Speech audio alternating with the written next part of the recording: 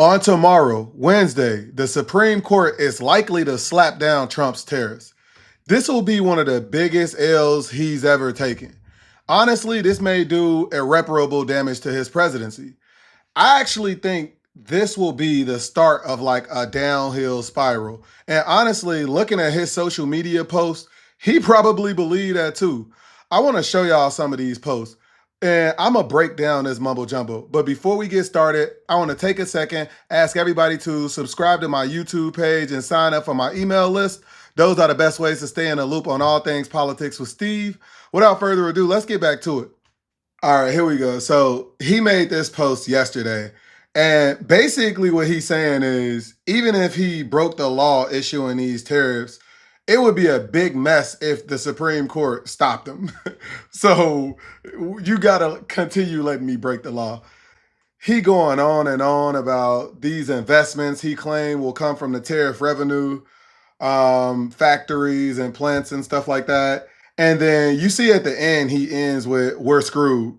Again, he panicking over the idea that the Supreme Court is going to stop him from doing something that he shouldn't have been doing in the first place. Again, this opinion don't come out until tomorrow, but listening to the oral arguments, it seemed like the biggest reason that these tariffs is being struck down is because the Supreme Court is rejecting Trump's lie that foreign countries or foreign companies pay these tariffs.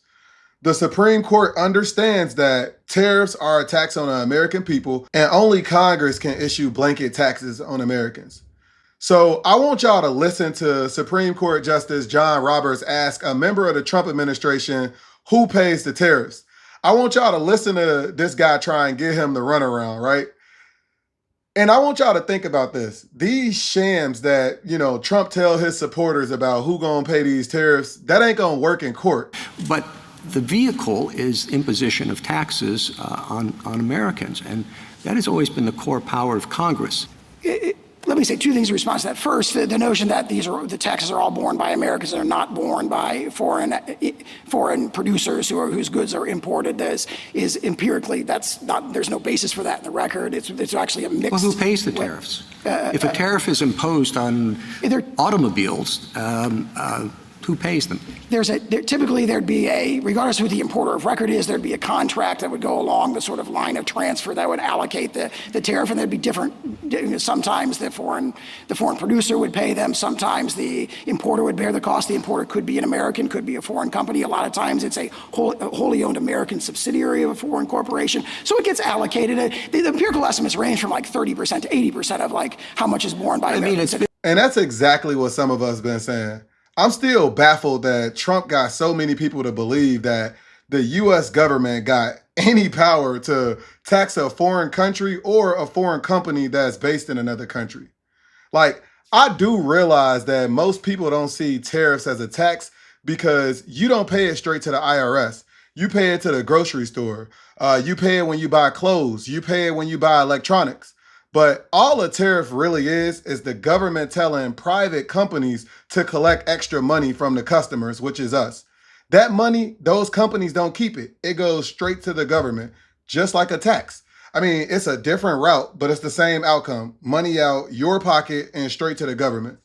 And now the Supreme Court, with 3 people on it that Trump appointed, got the chance to do one of the funniest things in the world. And that's make Trump finally admit the truth.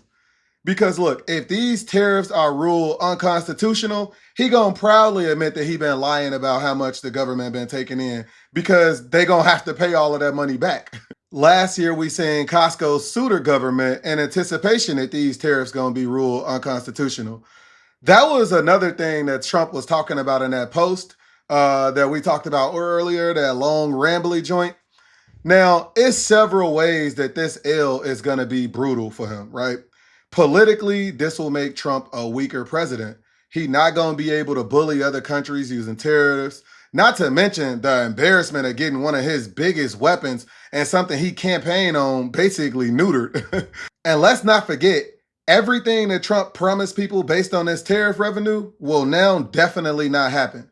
Now, I don't believe any of this would have happened regardless of whether or not the Supreme Court ruled this unconstitutional, but now it's impossible for it to happen. And you know what? That's on him. because he should understand tariff laws. He should understand the laws of the United States and know that issuing those tariffs is unconstitutional. I mean, he shouldn't be making promises to people with tariff authority that he just simply don't have.